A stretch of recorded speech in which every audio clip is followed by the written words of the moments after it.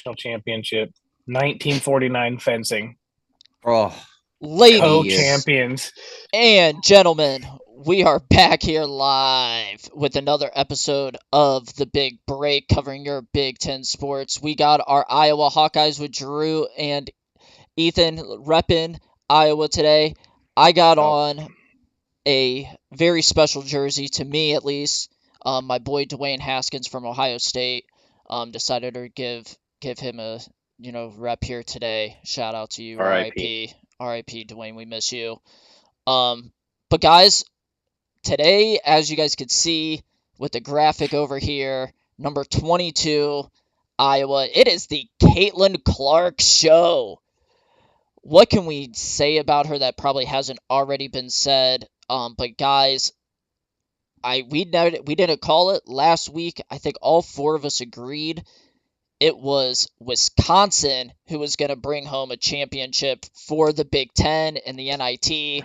They lost, but Iowa upset the favorites, South Carolina, to potentially bring home a championship for us this March in the Big Ten, and it was behind Caitlin Clark's 41 points.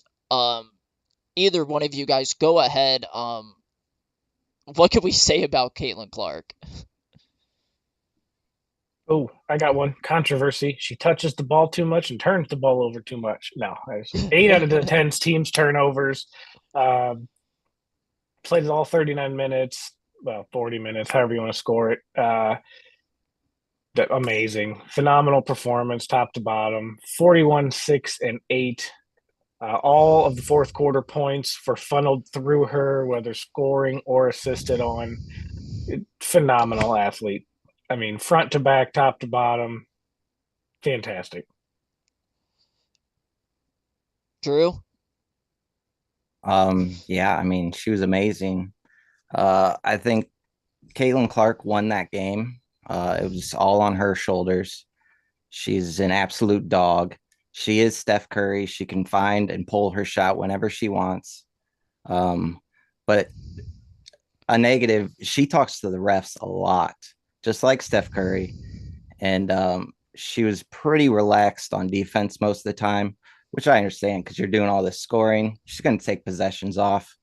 But I mean, outside that, she had a crazy great game. She's awesome. Corey? Caitlin Clark? Yeah, she's unbelievable. I mean, I don't know. You kind of run out of ways to describe her. There were a few things that kind of caught my eye. Being the great scorer that she is, obviously she's just as good a passer, which obviously helped get a lot of easy buckets for Iowa, which helped beat South Carolina. But in the fourth quarter, the ball's in her hands. If I'm South Carolina, I'm kind of kicking myself for not making sure the ball goes to somebody else. If somebody else beats me, then I'm living with that. But not going to, not to knock anything from Iowa. Obviously our Big Ten standout hopefully can bring a championship home. But obviously Caitlin Clark is just it. You run out of things to talk about when you talk about her. She just is so connected with the team, always about the team. Although there's a lot of things that she could potentially obviously make it about herself, she makes it kind of about the team and how much she loves the group, and she can't be there without them. Absolutely, and I think that's the one thing that doesn't get talked enough about her, Corey, as you were just saying, is her grace at the top. She doesn't forget that if it wasn't for the four other girls out on the court with her, she couldn't be doing what she's doing. And she's only as great as those other girls on the court with her. I know Ethan touched on a little bit. She assisted and scored on every single point in the fourth quarter for Iowa. When you're looking at somebody, yeah, Drew, you related it to like Steph Curry. She's like a Steph Curry, John Stockton type of mix to me, where she's just she can facilitate the ball at any point you need her to. She can pull up from anywhere she needs to, like Steph Curry can. She could score the ball like Steph. She could command a game like John Stockton could. I just, to be honest, the sky's the limit for this one. When we've seen the Candace Parkers, we could go Diana Taurasi's, all the great UConn women playing. But I don't think in women's college basketball we've ever seen a player like Caitlin Clark. I mean, if you're going to make a comparison, I think the only one you have is Sabrina Ionescu. Uh, I think that that's the closest comp you're going to find in today's game to Caitlin Clark and what she's capable of. Absolutely, absolutely. That's actually a great comparison there, Ethan. Corey, we were before we went live here, we were talking about an interesting fact about Caitlin that her dad mentioned. You want to go ahead and tell people about that? Yeah, well, her dad tried to enroll her in women's AAU, and obviously none of them, I guess, were kind of up to her standards. So he enrolled her in men's AAU or boys AAU, and so she competed against a higher grade in boys in her division. And if I'm not mistaken, didn't she help that AAU team that she was on like win like the I'm national sure. championship or something? Like Yeah, it's yeah, yep. so guys, Iowa now has to face LSU actually at 3:30 here today. Um what do you guys on ABC? So check that out, everybody. Please go watch Caitlin Clark today. Hopefully, win a national championship. But what do you guys are expecting out of this Iowa LSU matchup here this afternoon? I think for me, the one thing that kind of stands out is if you watch the South Carolina Iowa game, the one thing that kind of stood out was Iowa is very not able to rebound the ball very well. LSU is just as big as South Carolina, so they're going to really kind of command the boards. But for Iowa, I've kind of doubted them, never thought they would beat South Carolina. It's kind of one of those things. If the game is within a few points going into the fourth quarter, you kind of take the best player on the floor, which is going to be Caitlin Clark every time. So I think it's going to be real key for Iowa to stay in the game. And obviously, the main thing is going to be to see how Iowa plays defense. Obviously, they're not going to be able to play defense like they did against South Carolina and crowd the lane because LSU can shoot. So it's going to be real interesting to see kind of what happens and how that game starts. The first quarter will kind of be a telltale sign for how the game will go. Yeah, I Absolutely. agree. Look good. No, go ahead, Ethan. I would say I agree. LSU as a team is averaging 47 rebounds a game, just about, and that is huge. With what we see in front of us, Iowa, I don't know is going to be as strong on the boards, offensive and defensively. Um, and then just looking here, Iowa only averages 39 rebounds a game. No one on the roster has more than 7 rebounds per game as a season average, single handedly. The LSU team has 2 losses on the year. One of them was to South Carolina, played them once, lost once, but I don't know. I don't know if Iowa can be beat. I mean, they're on such a run. They're hot. They're going to have to play as different than anything they've played before. But I truly think in the end, I don't know if I can keep doubting them any longer. I think Iowa can finish this today. Absolutely. Corey, your Drew, your thoughts? We'll go to Drew here. Uh, yeah. The it shocks me that a team was out rebounded 49-25 and still won a game. That's like 1 out of 10. Will that ever happen? Uh, LSU's going to dominate Iowa on the boards, just like South Carolina did. Um, it's going to take another massive night from Caitlin Clark, but you can't count her out. She's that good. But it's going to take a lot for Iowa to win this game.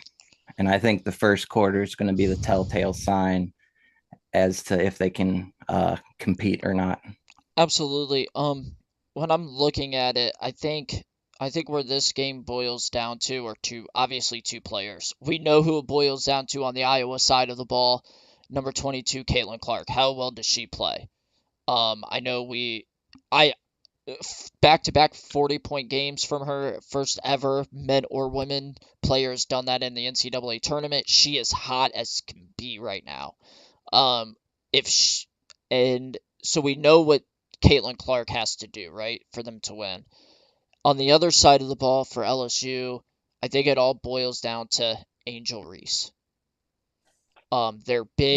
Their big center forward. She's 6'3". She averages 15 rebounds a game with 23 points. She's averaging a double-double this season. She's over 50% from the field. I really think this game is going to boil down to how well can LSU guard and take away Caitlin Clark's scoring options, and how well can LSU handle Angel Reese in the paint. That's where I think it boils down to, in my opinion. Yeah, I mean, and it's good to notice that, Iowa was able to get Aaliyah Boston in foul trouble in the first quarter. So that kind of helped Iowa because it hurt South Carolina that their best player wasn't able to be on the floor. So it kind of feels like it has to be very similar to how they played against South Carolina, and the chips have to fall their way. Absolutely. If you guys had to put a magic number, I know, like, in football, coaches always talk about the magic number for their offense to score for them to win a game. Most of the time, it's 35-42, around that, that high scoring of a game for them to win. What do you think that magic number is for Iowa today? Do they have to score, in the 50s, 60s, 70s for them, or will a more lower scoring game benefit them? Well, I think that you are going to want a lower score. Today, Iowa scores about 87 points per game, and they give up about 71, whereas LSU is on 81 and a half points per game and 52 or 57.2 on defense. So they're going to have to break the LSU defense, but I still think that a lower scoring game is one where every shot matters is going to be the difference here. Absolutely. Corey or Drew, what do you guys think? What do you think that magic number would be? I'm gonna say like 70 to 75. I think LSU is obviously really good defensively and could hold Iowa in check. But I think when you look at it, you can't just have Caitlin Clark have 40 and the rest of her team have 25. The rest of her team is going to have to match exactly what she puts up in order for them to be close. I mean, you just don't forget LSU was down 10 to a number one seed the last game they played and outscored in the second half, went on a huge run. So it's kind of like Absolutely. you can't, LSU knows that Caitlin Clark's going to get the ball and they're going to do everything to stop her. But if Caitlin Clark has 50 and the rest of her team has 15, that's not going to be enough to win the game. Right. Absolutely. Drew, what's your magic number for the Hawkeyes? I think it's probably around 70 plus. The LSU defense only allowing 57, so you definitely want to score more than that. And I agree with Corey. It's going to take more than Caitlin Clark. Going to have to get Monica Zinano involved, Absolutely. as well as McKenna Warnock. It's gonna be a real team effort for Iowa if they want to win. I'm with Corey and Drew on this one. I do think Iowa's looking at 70 to 75, and maybe the high 70s to have a chance of winning this game. Like, I mean, you guys both hit all the major talking points I had on that. So, um, does Iowa win it today, guys? Let's go around the horn here, if you will. Does Iowa win it? Do they bring home the championship? I've said no all season, but I'm going to change it. I'm going to go with Iowa. We're going to cut down the nets today, this afternoon. I like it, Drew. I I wouldn't bet on it, but I can't bet against Caitlin Clark. Yeah, sure, why not? Alrighty, Corey. It's tough. You look at Caitlin Clark. She's clearly one of the best players in college basketball, but I just don't think I think LSU gets it done. I think LSU potentially, to me, it potentially is a blowout game. It feels like Iowa did everything possible. They beat the team that nobody could all year, hadn't been beaten 2 years, and it feels like maybe that was their mountaintop. Although it is one game and anything could happen, I think you kind of got to watch out. I'm taking LSU. All right. I gotta go with Ethan and Drew on this one. I can't bet against Caitlin Clark. I'm definitely thinking the Hawkeyes are cutting down the nets today at 3:30 after probably around like 5 o'clock, I would say. Um, Iowa looks like to be a 3-point favorite in this game. Ethan, we were watching WrestleMania last night, going over our little sports bets that we were making, throughout the night. Are you taking that? Are you Right taking now, Iowa as a 3-point favorite? I say right now I'm looking at it on ESPN. I was looking it up while you guys were making your last points there. ESPN shows Iowa at 3.5 through Caesar Sportsbook, Okay. and the over under at 158.5. What are you taking? The I, points or are you taking over under? I think as a fan and watching the game, I think you take LSU to cover. LSU maybe outright, and I would take the under. I think that that's just going to be how this plays out. It looks like all the betting side is on Iowa, so I feel like that's false sense of security for anyone looking to actually place a bet today. So Absolutely. take LSU on the points or LSU overall, but let's go Iowa. Alrighty. Corey, do you agree with that? I mean, I'm an underdog guy, so I'm always. I mean, I think LSU is going to win, so I would obviously take LSU to win or with the points. I think we're even both. I think you're potentially safe either way. I just the 160 points. That's 80 apiece. It's a lot. Although both teams kind of average that and potentially could score it, I don't think at some point one of these teams is going to have to get down and play defense. So I would take probably the under if I had to go. You're gonna take the under? Okay. Yeah. Alrighty. Drew, are you taking the over under or are you gonna take the points? I would take the under.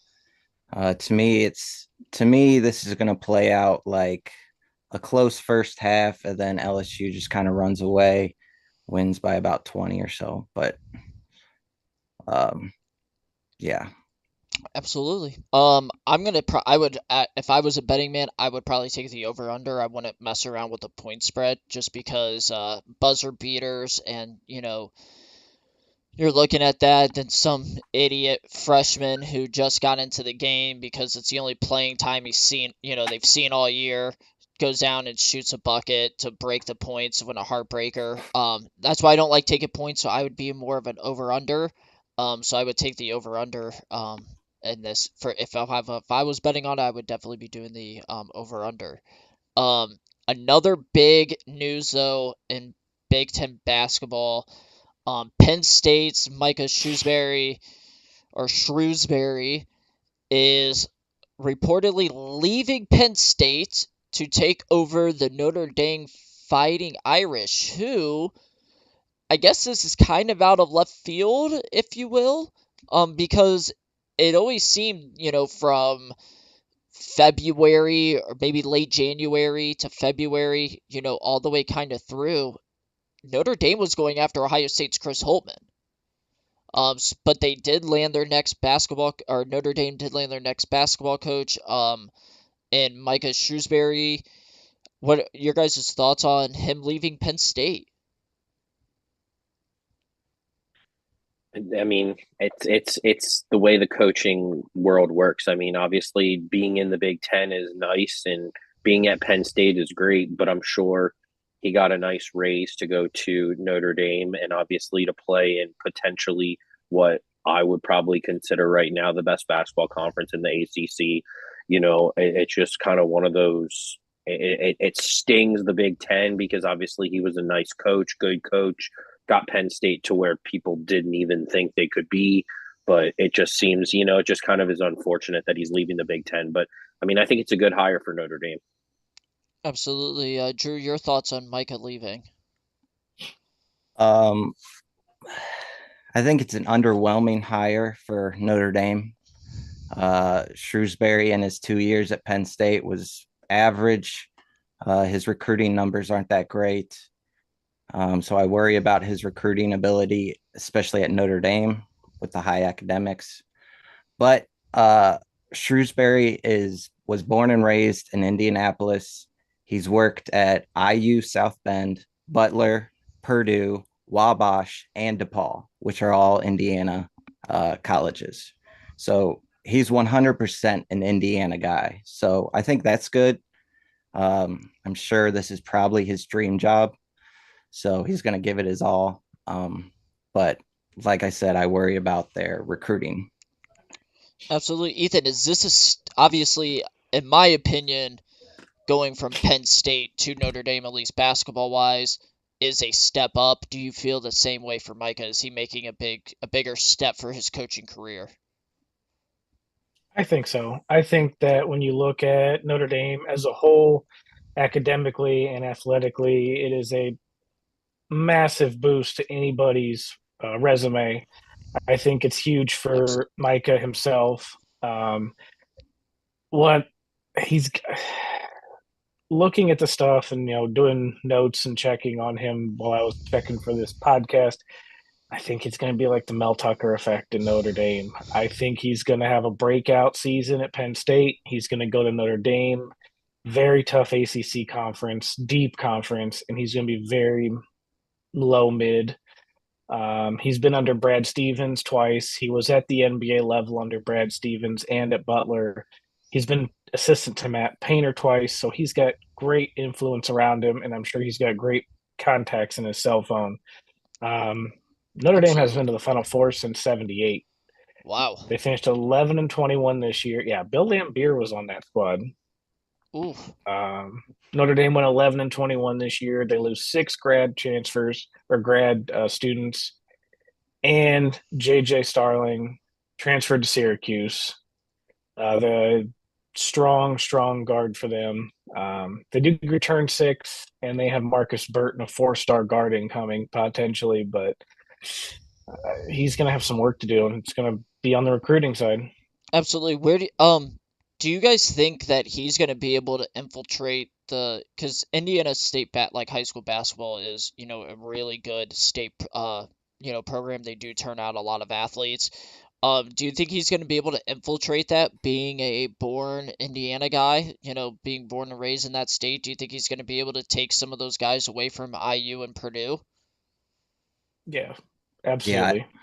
yeah, I definitely think so, especially since like he worked at Butler, he worked at Purdue, like he knows their facilities and like just the people in the organization, I guess. But yeah, I think him being an Indiana guy really helps.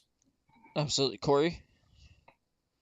It definitely helps. Obviously, being from where you're from, I think he'll recruit fine. I don't really kind of worry too much about that. Obviously, I think it might be a little bit easier, if anything, to recruit at Notre Dame than it was at Penn State. But it just, I mean, local kids sometimes are the ones that when you go away, those are the ones that hurt the most. So I think obviously that's going to be a mainstay for him, is to keep those guys in Indiana and come to South Bend. Absolutely. Um, let's let's transition here. We've done a lot of basketball. We just had Michigan spring game up. It looked like it was a very, very cold day up there in Ann Arbor. It was a very cold day up there in up in Ann Arbor for a spring game. Um, I caught some of the highlights from it, so I'm gonna let you guys divulge into what you guys saw out of Michigan and just kind of go over what you saw out of their spring game, what looked good, what maybe didn't look so great, type of deal. So Corey, let's start here with you on Michigan spring game. What did you notice out of the Wolverines? So again, one of my biggest question marks was the defensive line. And obviously, I think the defensive line kind of looked a little bit better along the road, more than I was expecting it to. Few guys in there that look really ready to just kind of take over. And the overall size, the last couple of years, you've kind of had some guys that were bigger, but maybe don't necessarily look like they fit the part. And it looks like their defensive line really fits the part this year. It's really big. The other thing is the one main takeaway, I guess, would kind of be Davis Warren as the backup. There was a few quarterbacks in there, but I think Davis Warren really kind of took a hold of the second job as the backup role, and kind of led the touchdown drive for the Mays at the end of the game and through the 2-point conversion. So it kind of looked like he was the second guy overall. Just a few kind of standout performances. I know Ethan mentioned him before, but Benjamin Hall, the running back, looks really, really solid. And then Peyton O'Leary, kind of a no-name guy, just kind of dominated. I mean, like just Uh, a guy you didn't really see coming out of anywhere. Just was literally throw it up to him, Braylon Edwards style. Just went up and caught everything. So just kind of a few takeaways that I had. Absolutely. Ethan, go ahead. What did takeaways do you have from Michigan's spring game? Well, outside of the wind and the cold that they had to fight through, um, a lot of the same things that Corey said. Peyton O'Leary was top note on my list here. Well, actually, second note because the top note is just more of a comical one. But Peyton O'Leary, 6 for 126, game-winning 2-point conversion. Uh, to me, in the highlights I found, very Hunter Renfro like, very strong slot type receiver. I think Davis Warren, I think, won the second job over Jack Tuttle. He has turnover problems. 6 of 12, 57 yards, interception and a fumble. It's not going to get you the two-man job. Benjamin Hall, who I think is on my dark horse list to get some carries in Michigan, 102 yards and a touchdown. And then my play of the day, tight end 2/3, Matt Hibner, getting eaten by the turf monster on a 50-yard slant route. That one made me laugh a little bit. Defensively, I think they showed strong. Josiah Stewart, the Chanticleers transfer, 5 tackles, a forced fumble, and a sack in the first half. And Ernest Hausman from Nebraska, 5 first half tackles as well. Two negatives I saw: Amarion Walker was not keeping up with Peyton O'Leary, and linebacker Junior Colson, Mhm. was on a knee scooter. No one knows what happened. No one knows how severe it is, but it was very recent. So they're keeping that one close to the vest. Ooh. Drew, your takeaways from the Michigan spring game up in Ann Arbor. Yeah, the quarterbacks I thought looked a little rusty. Obviously they picked it up as they were playing as the game went on. Jack Tuttle was a little disappointing for me. I was pretty high on him coming in. Josiah Stewart is an absolute monster on the defensive line. He's the transfer from Coastal Carolina. He's going to be a problem. Benjamin Hall was awesome. I think he's easily RB3. Um, let's see, Peyton O'Leary. Obviously, we mentioned him. He had a hell of a game. He is a former walk-on, which is fun. And then negative, Amorion Walker, like Ethan mentioned, he was having some real troubles keeping up with O'Leary. I know he's new to the position, so it's just like maybe he's just getting used to it, but he's going to need to pick it up. But my biggest win of the weekend for Michigan football was actually in the recruiting. They signed 5-star quarterback uh, Jaden Davis out of, is that Illinois? Is that official now? I Yeah, didn't miss that. Well, he he's has signed on. verbally committed. Well, it says hard commit, so Yeah. 24/7 usually knows what's up. But he's the number 4 quarterback in the nation, so that's a huge win for Michigan. I just Yeah, have a hard time trusting anything posted on 4-1. So that too. Also Oh, it another was posted on 331. 331 oh it was well. posted that he was committing. However, though, personally, I always like to wait until signing day. Anything can happen between now and December, and that goes for any Fair. recruit in the country. I mean, Dylan Raiola was a hard commit to Ohio State, and then one other kid commits, and he's like, "Oh, never mind," you know. So you never know what can happen between now and recruiting, but that is definitely a big win for the Michigan program. If they are able to land him on signing day, with Jaden Davis. My my one takeaway from the Michigan spring game, and I know it's a spring game, um, but to me it's looked like that first team offense just started off really slow. They didn't get the first team offense, and JJ McCarthy didn't get their first points of the spring game until like the end of the first half, if you will. Now you could chalk that up to whatever you want, really. That's a combination of really you're trying new plays. You're saying, hey, we're gonna be running this play at we want to try this play out in this scenario right now because it's a glorified scrimmage. How well is this play gonna do? So you excuse those things. But to be honest, like it just seemed to me that it started off really slow for that first team offense for Michigan, and even in the spring game, you would kind of like to see your team score a little bit earlier than just right before the half ends. That's just me personally. That was the only takeaway that I really had because outside of that, the defensive line looked great. They were in the backfield all game. The corners were covering the wide receivers. The defensive line made it difficult on JJ McCarthy to throw balls. He had a couple of overthrows. There was a couple of interceptions that the Michigan defense got that was actually taken back because of like offside penalties. But you could see that the potential's there to play, to have a really good season for Michigan football this year. That was the only negative that I could find, out of their spring game was first team offense just was a little slow getting out of the gates. Um, am I wrong in that? What, Corey, was I wrong in seeing that or No, I mean, to me, again, it's spring football. The right? the one thing I will say, in comparison to that is the offensive line, the typical starting offensive line, which is projected, was actually split in half. Two of the starters were on the other side. Right, right, right. And you didn't have Blake Corum and you didn't have a lot of Oh, Donovan Edwards. So I mean, you didn't have a lot of pieces. But I mean, like obviously you'd like to see JJ obviously being the guy, knowing that he's the number one guy, knowing that he doesn't have to necessarily be pushed to be out of the position. You'd obviously like to see him obviously maybe be a little bit more on target and maybe a little bit. And make then a more obviously plays when those guys aren't there. also the weather I think maybe Well, had a little bit to do with it as well. 100%.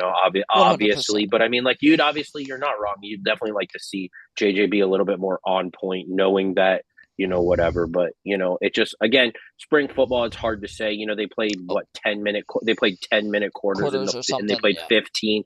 15 in the fourth quarter. So Yeah. obviously not a lot of just a lot of young guys getting action is typical at spring. But you'd like to Oh, see the exactly. offense obviously be a little bit more vertical.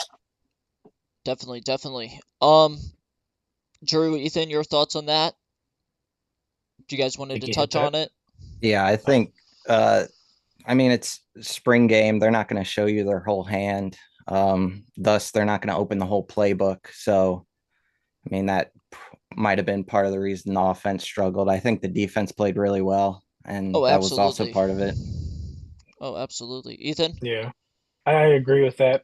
Same thing. I believe that in spring football, this is a younger roster you're going to get. The offensive line, a lot of the heavy hitters for this team were not even touching the field yesterday. So you're going to Oh, have a little leakage on the line, offensive and defensively. I think the defense looked great. I think there's a lot to look forward to there. But yeah, slow start's going to happen. oh yeah. Inexperience, young talent, and not your A guys out there. I And like Drew mentioned, you're not going to see their whole hand. Oh, 100%. I guess more or less like Corey touched on, like it was more or less I guess what I was saying is I would like to see JJ McCarthy be more polished.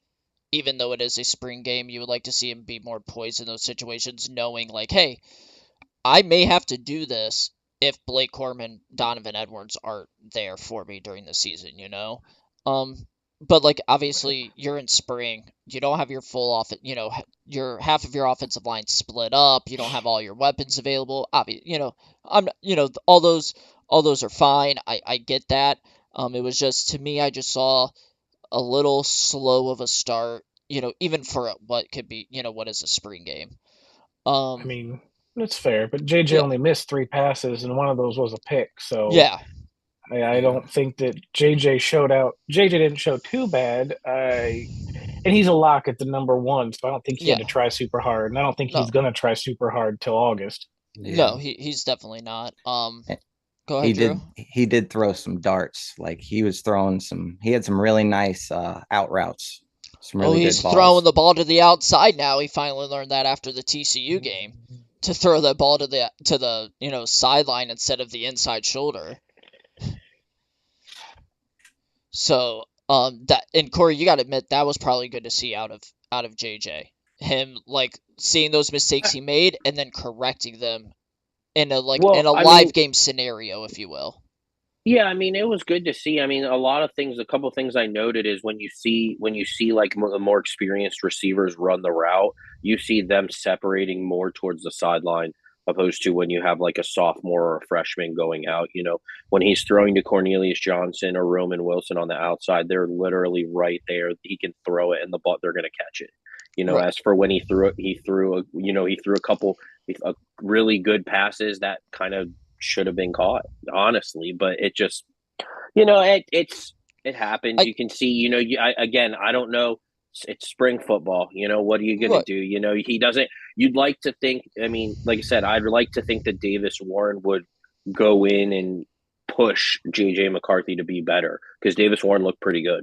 Oh, absolutely. I guess what I was saying though is just the ball placement with JJ. He saw, you could tell that he over this off season since the college football playoff and the 2022 season ended, he was in the film room. You could definitely see he was in the film room looking at film. Where did he make mistakes? How can he avoid those in the future?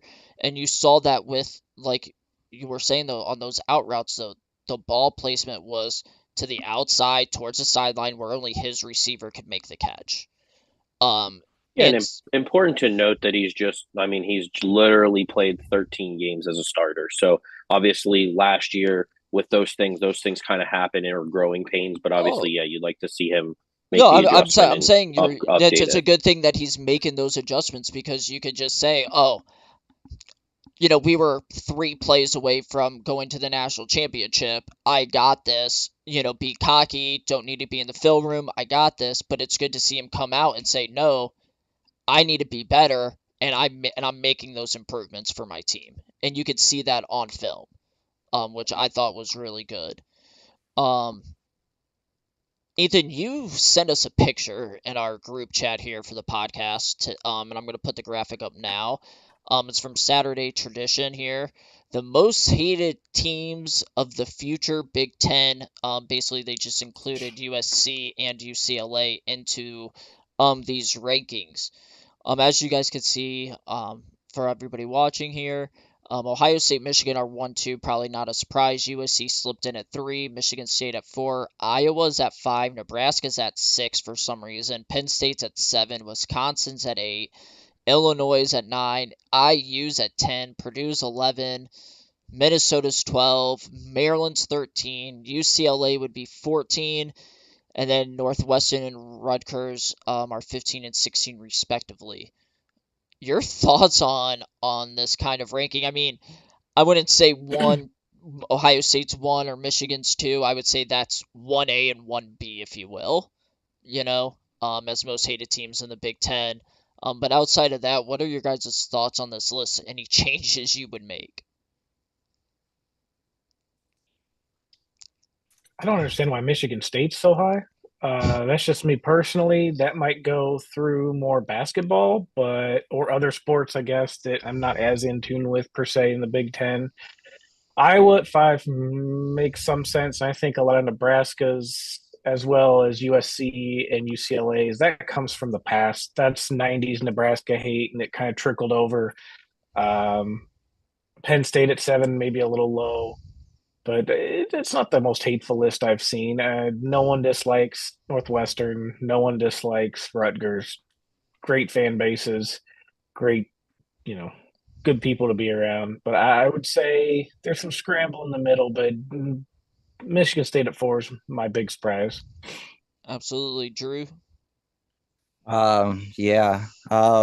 Those top three all are like obvious to me. And I'm gonna steal a line from James Franco. These three teams, everybody hates us because they ain't us. I love it. They hate us because they ain't us. Hate us because they ain't us. Um, Obviously, those guys control the headlines. Sparty at 4 was odd to me as well. Um, Iowa at 5. I think Iowa fans are some of the nicest fans I've ever been around. So I don't really get that. The Nebraska, I think, has to be historic hate because they haven't been relevant for 20 years. I think Penn State should be a little higher. Just the controversies, Joe Pa, Jerry Sandusky. A lot of people don't like James Franklin. Whiskey people, same as Iowa people, some of the nicest fans I've ever been around, except when they get drunk, but that's pretty much every game. And then UCLA is kind of wild to me down at 14. Uh, I think UCLA and USC have this natural hate because they're from Los Angeles. I don't know. I think a lot of people outside Los Angeles don't like Los Angeles.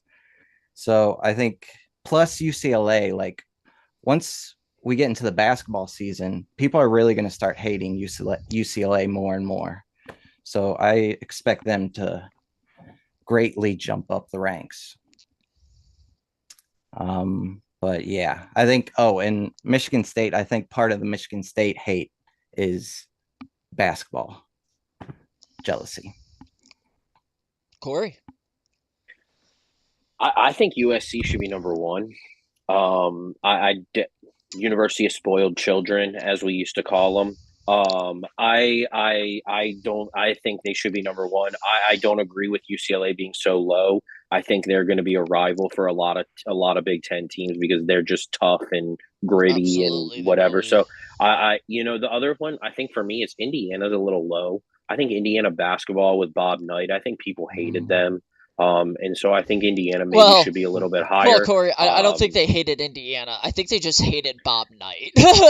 Hey, he was associated with Indiana, so it comes. The hate is come. It come. So I mean, for me, being the fan that I am, Michigan State is not surprising. I'm not a huge Sparty fan, but I mean, I think basketball is really related. I'm not. I mean, their old Mark D'Antonio, I don't think was very well liked across the Big Ten either.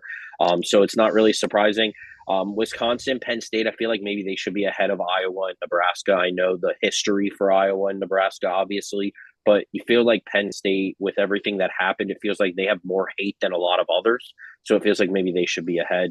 And then, like, the smaller schools, Maryland, Northwestern, Rutgers, I feel like nobody really talks about them too much outside of their little towns that they're in. So it's really hard for people to just kind of hate on, especially like Northwestern, that's just in the middle in their own little center of Chicago. Outside of that city, people just don't really care. So it Right. feels like not much to talk about. So you can't really hate it. Absolutely. That's fair. That's fair. Yeah, I was gonna say I'd move USC personally into that number one spot. And that goes all the way back to Pete Carroll, Reggie Bush, Matt Leinart, and all those guys. Like, F it. Yep. I hated all of those teams. So I'd move USC into the number one position. I would swap Michigan State and Penn State 100%. I would swap Wisconsin and Iowa 100% as well. I think Wisconsin's more hated throughout the Big Ten just because, they've won Big Ten championships in basketball and in football. They've been, at that kind of stage, in the Big Ten for consistently for a while, for the past like 20 years. But outside of that, I mean, like, you look at like the Illinois, Indiana, with Purdue, Minnesota's, your Maryland's, your Northwestern's, your Rutgers. Everybody likes it. It's like it's hard to hate those teams unless it's like they Unless they're upset playing you. you. Yeah, unless Right. they're playing you and they upset you for some, on some bullshit. Is how I feel about them. UCLA, they need to be up there near Nebraska. I could put them at like 5B, if you will, like, just as you guys said. I mean, it's UCLA. Like, I don't like them. It's like that. Like Drew was saying, it's the Los Angeles feeling. I think UCLA's just been bad for so long. Like, they hadn't been Yeah. good in basketball and they hadn't been good in football, that it was just kind of like people forgot about it. But like, they're still pretty hated. Oh yeah, 100%. Yeah. And like you guys were saying, it's kind of hard to hate on Northwestern and Rutgers. Like, how do you hate on like the quote unquote Ivy League teams of the Big Ten? All these guys do is they get straight A's, they stay for 4 years. Pat Fitzgerald makes a run with them eventually, and you go, you know what? That was an exciting team to watch. What a great group of fundamentally great Yeah. players. It's fair. Uh, Yeah, I think that if you're gonna get any hate on Iowa, it can't be the fan base. It's got to be the lack of production. They build 100%. themselves up over the course of the year. We're 12-0. We're gonna be great. We're going to the Rose Bowl. Christian McCaffrey buzzsaw, absolute bloodbath. Anytime Iowa seems to be up, they let everyone down involved. And they have Um, one of the They're greatest they're a punting traditions. school. Yeah, they yeah, punt. Yeah. Caitlin they Clark don't scored score. more points than them. I mean, Yeah, exactly. Caitlin Clark in And then this I, tournament has scored more points than their football team did on 12 games. that's a fact. If anyone's fact checking at home, that is a fact. She scored 235 so far this game or this tournament, and Iowa scored 230 all last season. For me personally, I don't really care for whiskey. I'm sure their fans are great. I haven't personally been to Camp Randall yet. That's on the list.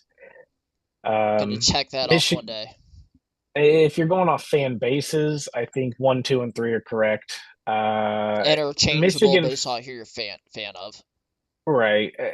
Being around Michigan fans up at the games various times, they're good people, but I can see where the entitlement would come from, especially now with what they've got going, and they definitely assume that they're cream of the crop, and they are. They're very strong. Penn State low.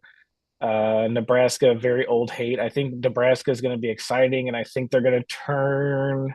They might fall down the list, especially if you count football, because they don't really play basketball if you look at the records. But it's going to be good going forward. I think this is a good, strong list. UCLA, Maryland have some controversy. Not UCLA, Maryland had some controversy. They're a little low for that, but no one talks about those schools. UCLA, I don't really dislike. I don't have any personal dislike. That's all 80s, 90s hate. So Absolutely, absolutely. Drew, your final thoughts here on the list? yeah, I think it's basically the more you win, the more you're hated. That's basically Absolutely, all it is. Yeah. absolutely. And then I think that just goes for anything, any sport. The more you win, the more you're hated. Mm. Um, unless you're Tiger Woods, Michael Jordan, LeBron James, some of those guys, the more they win, the more they just get love and everything. uh, Um, Yeah, I'm not sure that that's true. I think if you look through the there's a lot of past, hate. yeah, not. And well, Tiger maybe Woods not had LeBron. controversy. That's fair. There's a lot of hate from Mike. Mike isn't liked as much as you would prefer him to be. But you look at just off the top of my head, real quick. Jimmy Johnson wins 7 NASCAR championships. Count him Hated. for what you will as a Hated. fan. Not Dale Earnhardt, not Richard Petty. Right. Hated. Jeff Yeah. Gordon dominates over Earnhardt in the '90s. Hated. You go over to other sides of sports. Outside of controversy, yes, Tiger is generally loved, but people with success in sports, they Hey, don't like you. that is Jealousy, true. dude. Mm-hmm. True. That is Jealousy is a very very true. strong emotion. A- Mm-hmm. absolutely, absolutely. All right. That's gonna close it for the most hated teams in the Big Ten. Next week we are gonna do a who do you think is the most loved teams in the Big Ten? We're gonna compile our list of the most loved teams in the Big Ten. Um, because we could do hate all you want, but let's see, like, who do you think, like, if we could vote, is like, who do you guys like the most out of the Big Ten? You know? So we'll compile a little list, based off of all of our, um, entries there, and we'll come out with an average ranking. And then now, Corey, it's time for the Big Ten Athlete of the Week. Who do you got for us this week? This week, I'm going to choose Logan Cooley, who is a freshman center for the Minnesota hockey team, who is in the Frozen Four. Just a couple kind of things about him. This season, he had 20 goals and 37 assists, which led the Wow. NCAA. in assists. Obviously, to put in perspective, they play 37 games, so he averaged 1 assist a game, which is pretty wild. He led the Big Ten and NCAA in points. And in the NCAA tournament so far, he has 1 goal and 4 assists in their 2 games. As a total from his last 10 games in the regular season, he had 7 goals and 14 assists in 10 games. This season, he was the Big Ten scoring champion. He was voted all Big Ten first team, all freshman team, and all tournament team. Also, he was drafted 3rd overall in the 2022 NHL draft by the Arizona Coyotes as well. That's awesome. Well, congratulations to Logan. It's great job this season as a freshman for the Golden Gophers, leading them to the Frozen Four. Hopefully, you guys also pull out a national championship for us here in the Big Ten. Anything else going on outside of the Frozen Four? For in Big Ten sports world, I know we got baseball's kicking off, softball's kicking off here in the Big Ten, so catch those games. We got the Frozen Four with Minnesota. Anything else going on, guys, that you marked down? Michigan is also in the Frozen Four playing Quinnipiac. So we could have a all Big Ten national title for hockey, which would be cool. Love to see that. Love to see that. Yeah, so it looks like that probably does it here for us. Guys, everybody, don't forget we appreciate all of our 55 subscribers to our YouTube channel here. Please give us a like and subscribe. Like this video, subscribe to our YouTube channel.